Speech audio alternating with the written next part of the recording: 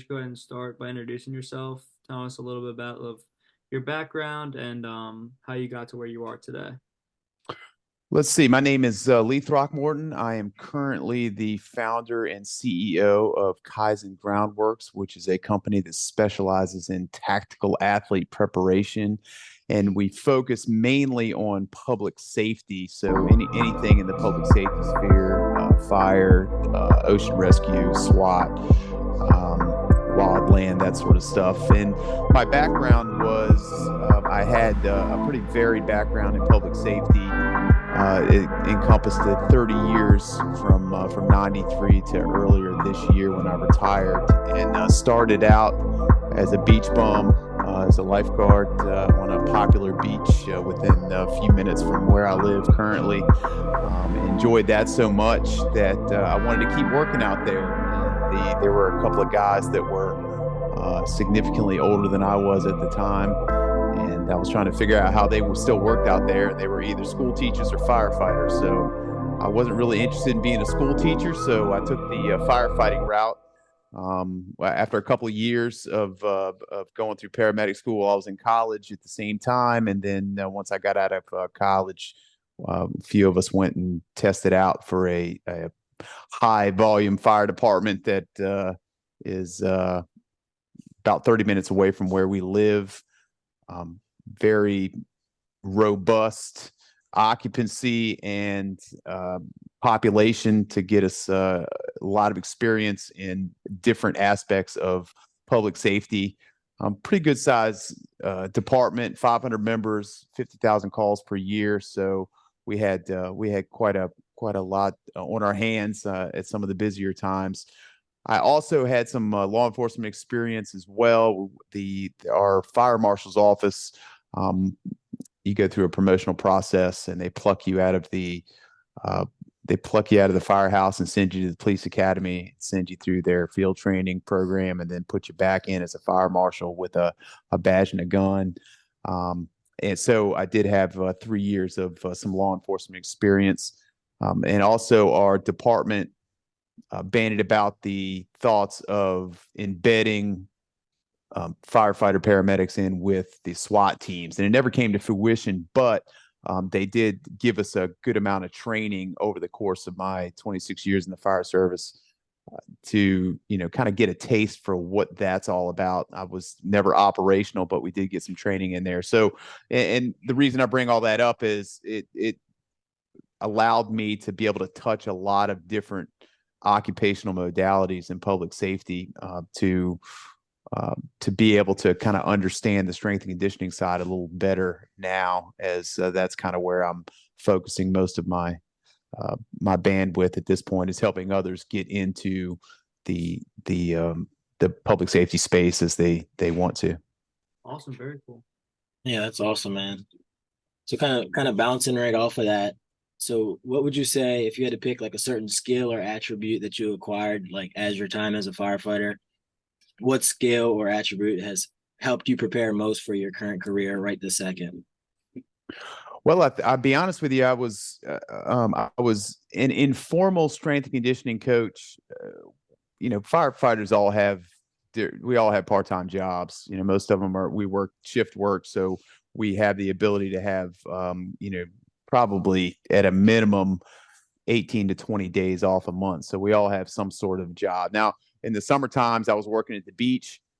But in the wintertime, as probably midway through my career, I started to pick up strength and conditioning as a hobby and a part-time job, where I was coaching at a few gyms. I owned my own gym for a couple years. But back to your question, the experiencing what the mental and physical demands were for the job at the same time as going through school as a strength and conditioning coach kind of helped all those things kind of resonate together. I understood why I or my colleagues felt certain ways, why we were tired, what the demands were, while going through the school, and learning the scientific side of it, and being able to coach other people at the same time. kind of see where strength conditioning could help the those in public safety as well. So and that's kind of what my group, we lean on the fact that most of us have had practical experience along with the educational experience to kind of go with it. So you get the Bill Belichick's, and I mean, great coach, but he's never thrown a 60-yard pass to Randy Moss, and Right. but he's still an excellent coach. I think the coaches that resonate with me are coaches that have done it in the past, and I think that that's kind of where my group, really it pays off us having that experience, and I think that that's been what has been the most that has resonated with me as I've gone through finishing out my career in public safety. Cool, man. Thank you. Yeah, so going off that, just talking about your longevity of your career, could you talk a little bit about like the biomechanics of being a firefighter, as well as how you translate that to your training that you're implementing in your gym? Well, I mean, you can do a needs analysis for the fire service just like you can do for any sport. I mean, you can take you can take an infielder in baseball and kind of look at what it is that what they're going to do, their environment, their time domain, what they're wearing. Are they power? Are they endurance? And you can do the same thing with the fire service, and to kind of break down the fire service into what it is.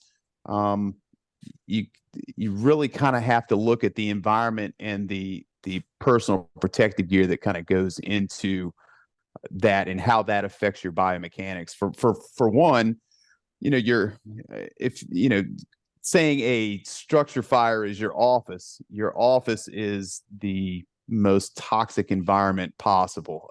One that one literal breath is enough to cause internal respiratory damage that you're not going to recover from. So that's kind of what you're going into. So obviously you need a significant amount of gear to kind of help you navigate that environment. And the gear itself has a lot of effects on your biomechanics.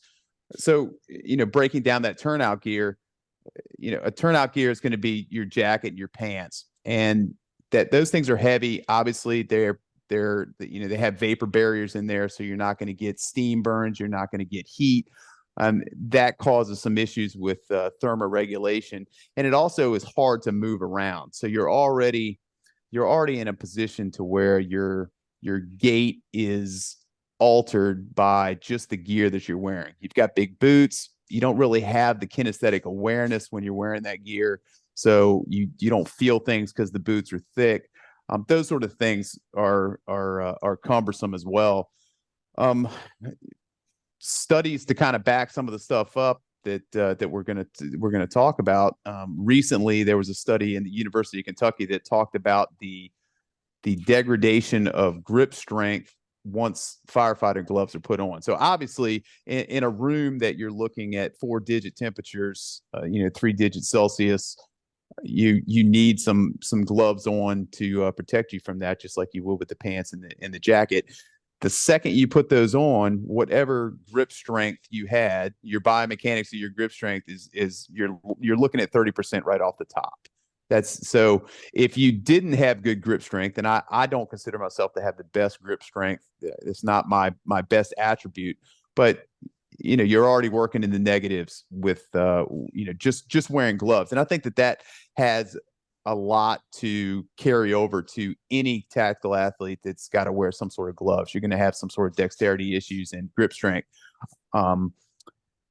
We add the SCBA to that, so the self-contained breathing apparatus. Obviously, because of that environment that we're in, we can't breathe the air that's in that compartment.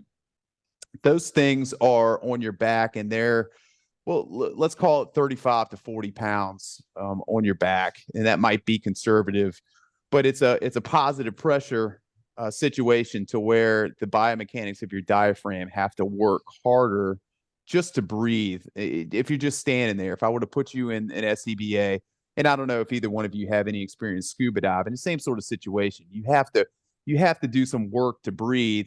And again, the colleges that do the research are saying that you're looking at 15 to 20% off your VO2 max right off the bat, just wearing it, right? So put your gloves on, you're looking at the biomechanics of your grip down by 30%. Your respiratory, your work to breathe, you're taking 15 to 20% off your VO2 max. And then what happens with that is your skeletal muscles start competing with your cardiac output. Between your respiratory system and your skeletal muscles start competing for that cardiac output. And then you have all kinds of biomechanical issues that kind of fall there because you're working so hard just to even breathe. On top of that, you're adding tools, which they're not really that heavy. They are cumbersome. I mean, you can imagine if you're carrying a 6-foot pole around a building that you can't see where you're going, that's gonna cause some gait issues that you need to work with. And then if you're working with fire hose, depending on whether it's charged or not, at about 100 feet, you're looking at almost 150 pounds with water being inside of it. So you have that gear on. You are in a zero visibility environment, high temperatures, loud, and you're having to move those items from point A to point B, if not moving people from point A to point B. You can imagine, just you guys have been in the game long enough that you understand what sort of biomechanical difficulties that are going to come with that sort of environment and that sort of gear, and the task that is presented to a firefighter when they get to a structure fire. It's awesome. And do you find them compensating in other areas that are not hindered by these equipment, or do you find them just working on these weaknesses that are applied by the equipment? Well, ideally people would raise their ceiling in all of those levels to kind of compensate for it. So and this is me thinking rainbows and unicorns, that everybody has those values, those practical values as opposed to aspirational values. They have the practical values of wanting to raise that ceiling on their personal VO2 max, their personal grip strength, their general strength endurance, to compensate to understand that they're compensating for that to get there. That's not always the case. And we were talking about a kind of a time domain. You're looking at, let's say we work in tanks, and I'd say one tank, depending on what sort of brand that you have, is going to be about 20 minutes worth of work if you're working. And that might be stretching it a little bit depending on your level of fitness. But the issue becomes if the individual has not done something to raise those ceilings. When they get done with that first tank at 20 minutes, they're unable to recover. So that pretty much puts them as combat non-effective, as our military compadres like to say. They'll be in rehab, and they won't come out of rehab because their vital signs won't allow them. They'll be, so a lot of departments have parameters that they need your blood pressure to be a certain metric. They need your pulse rate to be a certain metric. And if you have exacerbated your physical abilities in that 20 minutes, which does happen, that is not uncommon, and it takes you an hour in rehab to get yourself back together to go back in there, that's a problem. So ideally people would train themselves. I think that's always a challenge for a department to have everybody understand those requirements and train appropriately. And that's why I personally want to catch people in the beginning. So I want to get them before they even get to day one of their academy, whether it be police academy or SWAT school or fire academy. I want to get them early and make sure they understand what those demands are, So when they get to the academy setting, they're treating it like a not treating it like a fitness camp, and then they can't learn the other things that they need to learn to be good firefighters. So um, it, there's plenty of people out there that do great at these things. They train for it, and they're spectacular firefighters. And I consider myself to be a mediocre firefighter at best. But they're the guys that are just spectacular at it, and they train accordingly for the job. Awesome. Thank you. Now, is there a certain like most common musculoskeletal injury that you see amongst first responders? And this is just musculoskeletal in general, like ACL tear, like pulled hamstring, just like anything. Is there like a certain injury that's more common? I would say that this is completely anecdotal and just my experience, but I would say that it probably mirrors society in saying lower back injuries are probably going to be the biggest thing, and a lot of that has to do with the fact that um, a lot of folks they don't train for the fact that you're going to be in odd positions, picking up odd things. If they train at all for it, a lot of people are nervous about training. You know, let's say deadlift, for example. You know, there's plenty of folks that think they're going to hurt themselves doing the deadlift, and of course that can happen. And they'll rely on, you know, luck of the draw, or they'll rely on a stretcher that has a battery pack on it that kind of goes up automatically for you, and just, or we'll throw a bunch of manpower at a call, and then, you know, if we put 6 people on a call, then we're going to avoid injuries because there's so many people to carry one person from point A to point B. But the problem happens is when there's only 2 people, or you're in a hallway, or you're in a stairwell, or you just find yourself just in a bad spot. You're just in an awkward spot, and they haven't done anything to put money in the bank, and they twist and flex that back, and then they put some load on that, and they get a little shear in the old lumbar area, and then we've got some problems. Do I have numbers to support the fact that it's a lower back injury? No, I don't. And you know, I would suspect that it is, but the thing about the job, there's an infinite combination of requirements. You don't know what time of day something's going to happen. You don't know what the call is going to be. So you have to take a very generalist approach about your training to make sure that you're able to compensate for all the inevitabilities of the job. Because it, like I said, you could wake up out of bed at 3 a.m. and next thing you know, it's you and one other person that's got a 400-pound patient that you've got to get down a hallway, and there's no other choice. It's you. It's got to happen. So there are some people that do not put themselves in a position to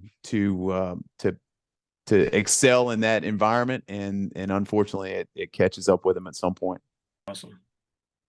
But then you have studs that can do the work of 3 people on a call, and they're the ones that you want there. So I don't want to paint the picture that you know there's not people that are well trained. There are plenty of people that do a great job, but they're certainly, like, you know, any large group of people, you're going to have a bell curve. You're going to have people on the left, and you're going to have people on the right, and most of us fall kind of right in that middle portion of training.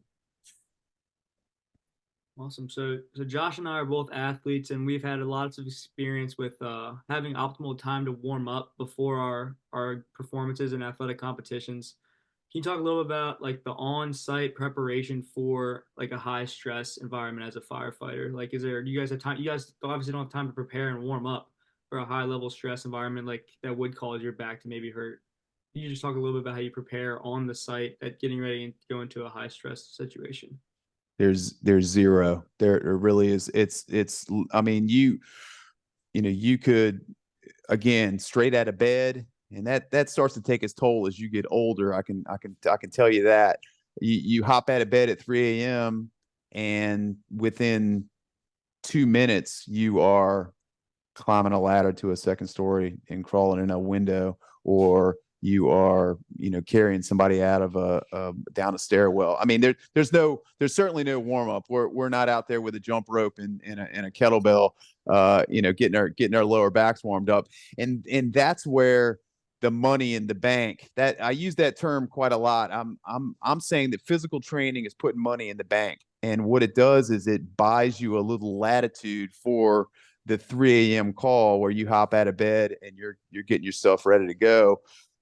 And you find yourself in a position that, when you're moving hose or you're moving people in a structure fire, you're not, okay, I need to make sure I have a neutral back. I need to be braced. I need to make sure that I'm hinging. That's not what's going on. You're doing your best to not do anything, untoward to yourself, but sometimes you just, the situation is what it is, and you're so focused on other things that you can't pay it. You can't have the kinesthetic awareness to, what is my back doing as I'm pulling this 200-pound hose upstairs. It just doesn't work that way. So that's why, having a robust physical regimen outside of the calls for service is so important on so many different levels. Not even touching on the the cardiovascular side of things too. Not, I know you guys are PT students, so it's musculoskeletal you guys are big into, but the cardiac events are a really, really big deal. Almost as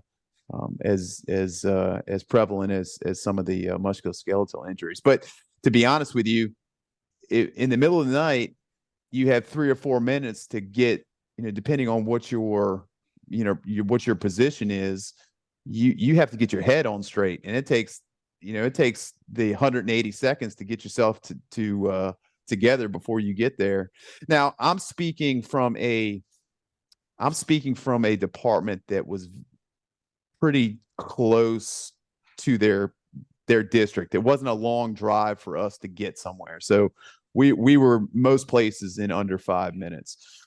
That wasn't always the case, but most of the time that was the case. So that's just enough time for you to get your head straight and get going. So as far as being warmed up, man, that'd be nice, but the only warming you get is from putting on all that gear and crawling in a room that's 1,000 degrees. That'll warm you right up. Yeah, that's a great point. And just a quick follow-up question, like you kind of touched on a little bit, but like, do you recommend training in these less than optimal like body mechanical positions, or do you try to maintain that good posture throughout your training regimens? Yes. Now, yes to both. I am a fan of. In fact, we had a newsletter at my department when I was there, and I wrote an article on how strongman training is about as close to firefighting as you can get. And now, obviously, I'm not saying that somebody should throw a yoke on their back with 1,000 pounds on it and walk down the street, or deadlift 1,000 pounds. That's obviously ridiculous. But the odd object, the carries, the moving weight at a relatively high heart rate is going to be extremely important.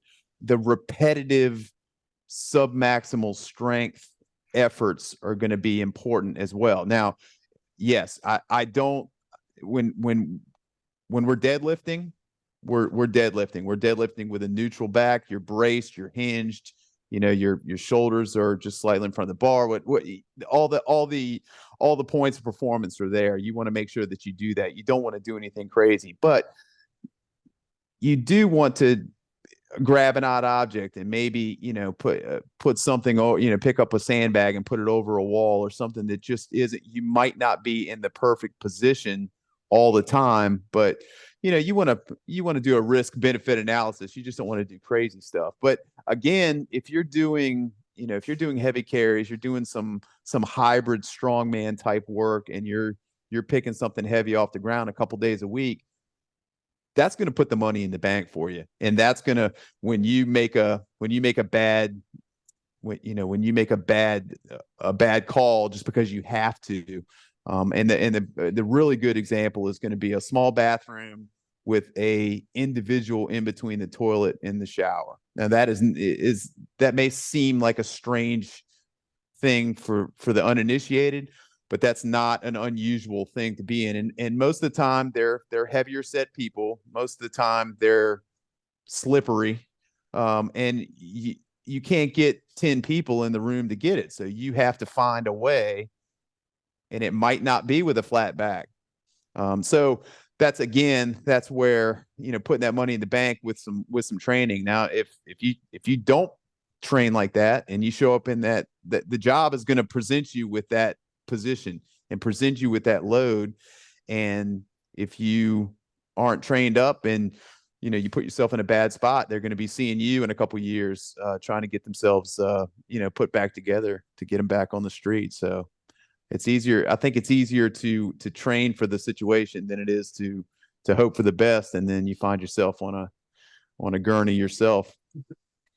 Definitely. Going off of that, I was gonna say, what are your thoughts on like high intensity interval training for first responders? Like, do you incorporate any of that in your training program at all? Just like, what are your thoughts on that? Because I feel like you're still attacking that cardio aspect, but then you're still adding like speed and power. You give them a little bit of time to rest, and then they got to be ready to go. So I don't know. What's your thoughts on that? I am, and I do like high intensity. I live in a city that has a large military footprint, a large special operations footprint.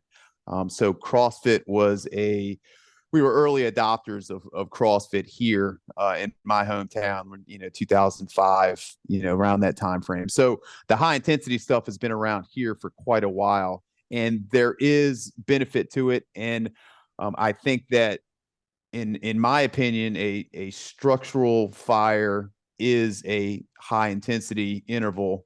And it's maybe a 15-minute interval. Then you come out and you do 10 minutes and you go back in there and do it again with a reduction of intensity. But now, don't get me wrong. I don't think that is not the sole. I don't think that's the greatest thing to be the sole training regimen. Now, I think that there needs to be some exposure to high intensity efforts, because if you don't have exposure, and I think that's where people say what they want about CrossFit. It's a very polarizing methodology, but what I will say is that it definitely pushed the envelope on intensity that people had not experienced before.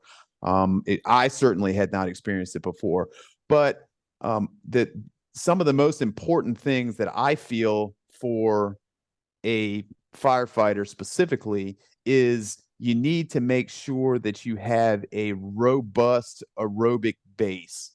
I really push that quite a bit, and I'm glad that I'm in almost a renaissance of conditioning in 2023. In the last couple of years, there's been a bit of a renaissance for conditioning, and we've gotten away from thinking that lifting weights is the panacea for everything. It is, you need a requisite amount of strength for the job, but I really think that tactical athletes is a endurance sport that needs to be strong. So what I'm saying is, if somebody does not have a aerobic base because they have been doing nothing but high intensity work, and they go right from 0 to 90% of their max heart rate by default because that's all they know, and they don't have anything developed below that, I think that there needs to be some experience with that. And I would argue that I have athletes that I will specifically work just on their aerobic base and push their aerobic base and lactate threshold type stuff as far right on the graph as we can get until it starts affecting their strength. And when it starts affecting their strength, that they can't do the job requirements with the strength, then maybe we got to back off a little bit. So I can't have a power lifter. I can't have an ultra runner. I got to have somebody that's in the middle, but they do need to have some experience with high intensity, because the calls for service are high intensity. And if you don't want that to be the first time you experience some sort of high intensity effort is when you're at the fire. That's a punch in the face, and it's not the time for you to feel like you got punched in the face. You need to be able to be useful and competent in that environment. So if you don't have if you don't have a good aerobic base, I think you need to get there, and you can sprinkle in some high intensity stuff with it. But you definitely need to have some of those hit intervals. And when you place that in there, that's going to depend on the athlete. It's going to depend on your work schedule, and there's arguments for, should you do that on duty? Should you do that off duty? There's arguments for that as well. But long answer to your short question, yes, I think that it is valuable for firefighters to experience that high intensity. Oh, thank you. That's a great answer. I even wonder the same thing. Like, so I usually work on the beach too, but I'm not up in the lifeguard stand. I respect everything they do up there, but I see, like, sometimes, maybe not throughout the shift, but in the morning, I see them hitting some like high intensity interval training, and I always think like that's so great because it really translates to what they're doing throughout the day. I think a tactical athlete needs to be, you need to have a lot of different ammunition to fire, because you don't know what you're gonna, you don't know, is it going to be, if we're talking specifically about the fire department, is this going to be a fire that, we have the manpower that, there's a manpower shortage to the point where the individual has to do 3 or 4 tanks at this fire. So, you only have a finite amount of manpower to throw at something. So if they're done after 1 20-minute tank, you either have to just say, okay, well, I guess we're not going to put this fire out as quickly, or you bring in another person, or they're able to recover and get in there. And that's why you don't know, is it going to be a day that you have moderate intensity for a couple hours? We have calls that are like that. Is it going to be an all day call? We have calls that are like that. Are you going to need to move for the entire 24-hour shift or beyond? And or is it going to be a really, really intense 20-minute fire, and then it's things kind of settle down, and you can kind of go from there. So you just never know. So you have to experience all of it. And I'm saying you're not going to be a specialist. You're going to have to be a generalist, and that goes for any tactical athlete.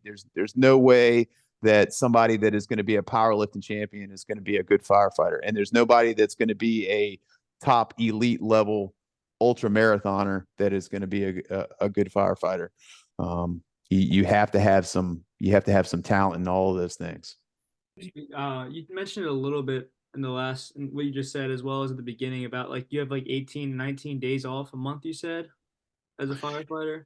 Depending on your schedule, it usually balances out to about that. So I'd say, yeah, anywhere between, just for example, you're working a third of the month. So about 10 days a month you're working, 20 days you're off is a good general rule of thumb for firefighters. Awesome. So like you mentioned like about training on the job versus off the job, which one's recommended. In your experience, do you have days built into those 10 days that you're on, like in certain times where you are training with your team and like performing like practice runs almost, or is it more just like, is that more in like the training beforehand? So are you just asking, do we work out at the station? Yeah, just generally, like, yeah. How do you? Yeah, and it's so what the way it's working now in most departments are giving the station time. They're saying, hey, you have to dedicate an hour a day to physical training, and they don't dictate it much farther than that. Now, I was lucky in that as an officer at the station, I was kind of able to set the tone of the day. And you've got stuff to do in the mornings. You've got stuff, you got to check off your truck. You might have some training, some calls, and you got to kind of work around that. But there's not going to be a dedicated time for you to work out. But where I think it's important would be for the people that are in charge of the stations to kind of make that a priority and say, hey, listen, and meet everybody where they're at and say, hey, not everybody wants to do high intensity interval training. Not everybody wants to go running. Not everybody wants to lift weights. We can talk about what makes an ideal firefighter in my opinion, and then we can. I'm going to set up a workout that I think would benefit us in that regard. But I think it's best practice to just say, hey, listen, from 1400 to 1500, we're gonna work out, and let that be the culture that you build at your station, and then let the chips fall where they may as far as how people are working out. And that also depends on what people do off duty as well. So if they have a robust workout regimen outside of the department, it should really just kind of be based on performance as well. So if you have some annual testing in your department, are they excelling there, or are they excelling on the calls for service? I think would really kind of be a good way to measure that. But I think it's a good cultural thing for the station to have dedicated physical training time, and I certainly advocate that. All right, I told y'all I could talk. No, I'm learning so much. I appreciate it very, very much. Well, listen, don't hesitate. If you guys got questions, ask. Again, I enjoy the subject, so feel free to hit me with whatever you need to. Yeah, absolutely. I'm gonna change gears a little bit. Just talk about your brand Kaizen. Like I know it means like progressive improvement. Can you talk a little bit about what it means to you personally, as well as just to your gym as well? Well, it's a term that it seems to be becoming more popular. I hear it a little more frequently than I did years ago, but I think I read it in a business book, and it's basically continual progress, and it kind of encompasses the thought of trusting a process and recognizing that there's no magic pill, and the best way to do business, and there's others that have articulated this much better than I have, but you take a low trajectory at a distant horizon, and you just keep climbing there, and you don't look at, okay, I'm going to, by March 1, I'm gonna lose 50 pounds, or you think lifestyle, you think just I'm going to progress in some positive fashion every day, and usually the goals will kind of fall along in a positive fashion. And the other part of the company name is Groundworks, and for the uninitiated, and I was for a long time in the construction and architecture world, that's usually that's work done in preparation for work to be done later. So laying that foundation when building that house, and we want to continually progress, lay that foundation and build upon it, and slowly build upon it. And then next thing you know, you're looking at a skyscraper of physical abilities in that fashion. So that's kind of what we like to encompass here. And making sure that people understand that they just have to recognize that everything's a process. It takes time, and just the value is in loving and enjoying the process. Yeah, it's awesome. I think that's a great life lesson for anyone. Like such an underappreciated part of the grind itself is just taking one step at a time, not But looking too far ahead. it fits it. You guys say you're athletes, you recognize it there, and you're recognizing it as you're in the middle of PT school. You recognize that's continual progress, and then next thing you know, you guys will be done with PT school and ready to find your next goal. Yeah, absolutely. Yeah, we love that. Thank you. Next thing I have is, what are some of the challenges as well as rewards of not only being a strength coach, but also a business owner? Well, I'm fascinated by figuring out what the process is. So, one of our, another mantra that we have here is going to be, define your goals, then solidify those goals, and then train accordingly. Right. So if you're looking to get into the fire department, but you're training as if your goals are to look good in a bathing suit in the summertime, which listen, I can't fault anybody for that.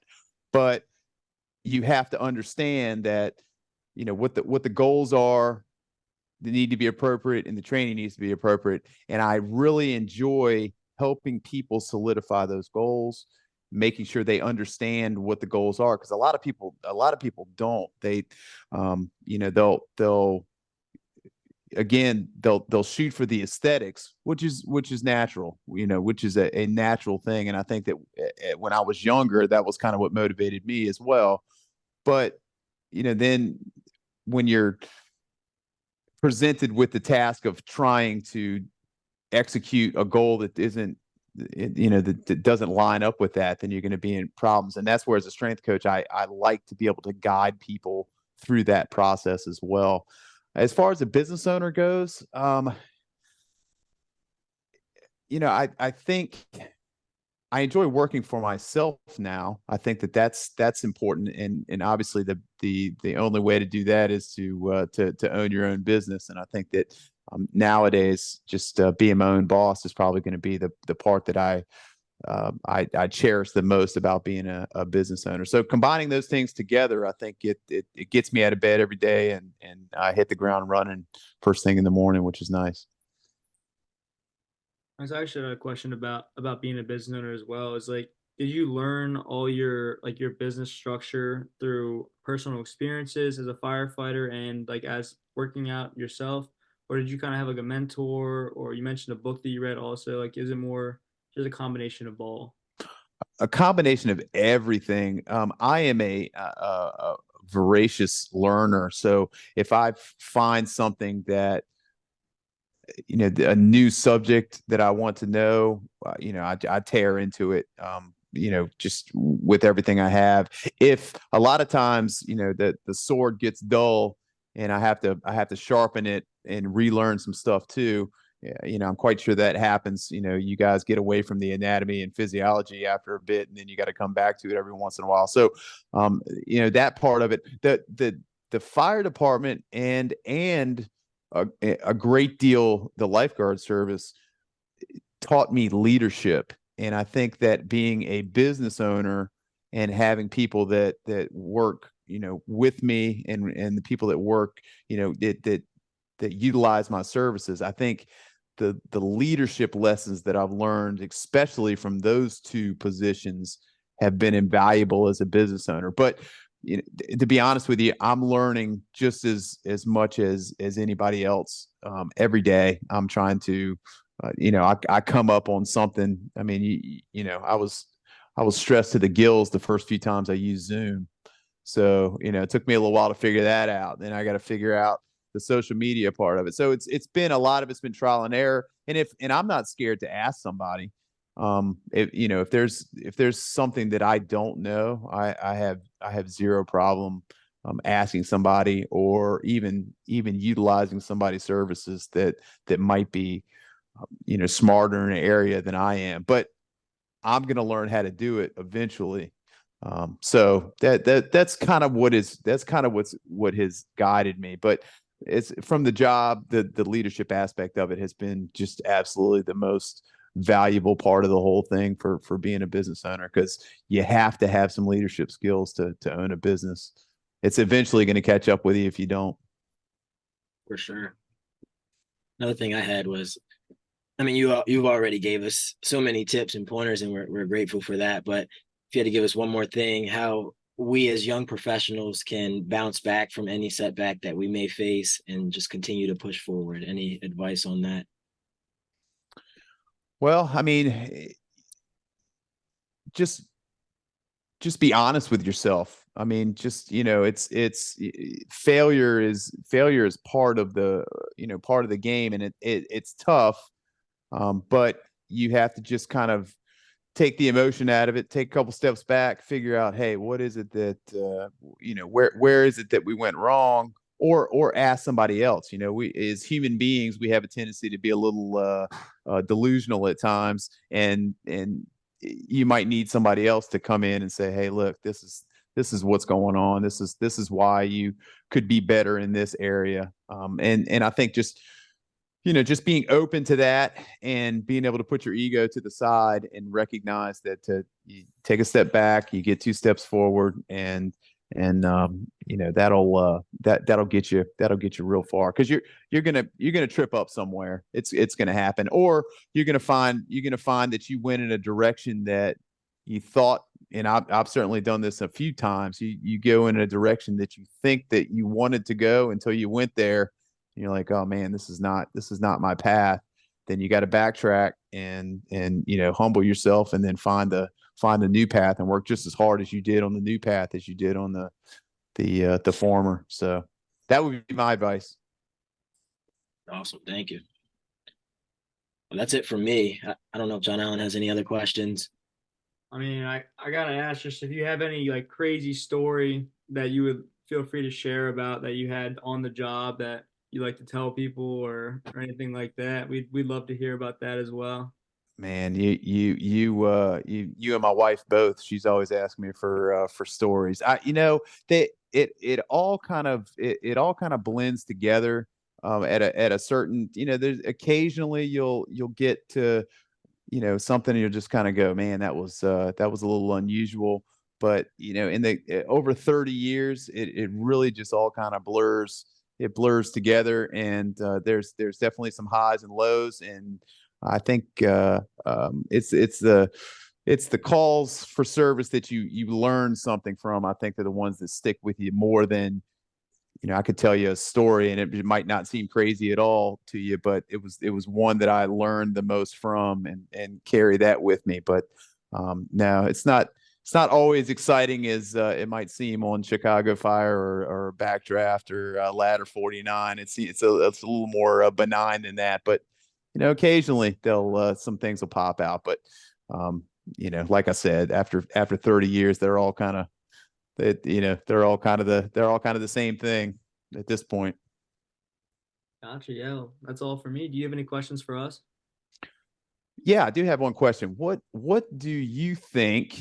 Where do you feel that a PT would fit into the tactical field? Where do you feel that you guys would bring the most value to a tactical setting, whether that be, any number of public safety or military, just something in the tactical field?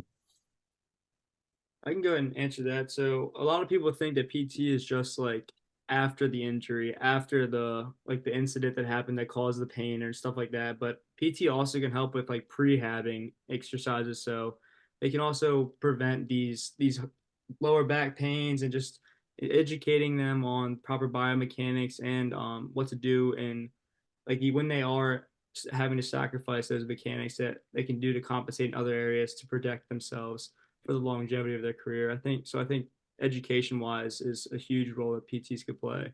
And then obviously also rehabbing any injuries that may occur maybe the next day or that later that evening. Yeah, I think that it goes far beyond just the exercise point of things. I think that a cool skill that we learned throughout like our schooling is the manual therapy, being able to like put our hands on somebody and like feel the tissues and let the tissues like talk to us. So like if there's an imbalance in strength or muscle weakness on one side, or if it's taut on another side, tight on one side, we can just feel and let our hands talk to us, and we can use our hands to correct certain issues that someone may be having before going out and doing what they need to do, or also like afterwards. So I think that's a huge thing that we can do that could benefit like what you said.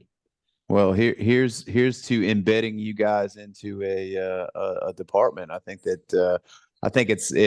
would be I think it's important to have somebody with y'all skill sets, embedded within, every police department, every fire department, every wildland. I mean, just I think prevention would certainly go a long way to make people more effective in the tactical space. So, maybe in my lifetime I'll get to see that. Y'all have a better shot. Yeah, thank you. Yeah, we definitely. I've seen a lot of like some PT not programs, but PT like clinics will host like events with like firefighters and police officers and kind of educate them on that kind of stuff as well. So I think that's something cool that the PT community is doing in coherence with the first responders. I think that's great. I'd like to see more of it. Yeah, Yes, absolutely. I think that you like also collabing with, I mean, us PT students and then like other physical therapists, you doing like your podcast and learning from physical therapists and other professionals is only going to help you serve the population that you serve too. You can take everything that you get and hear and incorporate that into your practice. So I think it's great what you're doing. I love having these conversations, as you can tell. Yes, sir. Yeah, we love it too. Yeah, I think that's it. Any other Yeah, questions? No, sir. No, sir. I appreciate y'all's time. And if if you guys have a subject that you think would be in my wheelhouse, don't hesitate to reach out. I would love to discuss anything you guys would gain some value from. Yeah, we gained so much value from this conversation alone, so we definitely will not hesitate. sir. Thank you so much. Yep. Thank Thank you. you. You guys have a good night. You too. Yeah. Bye.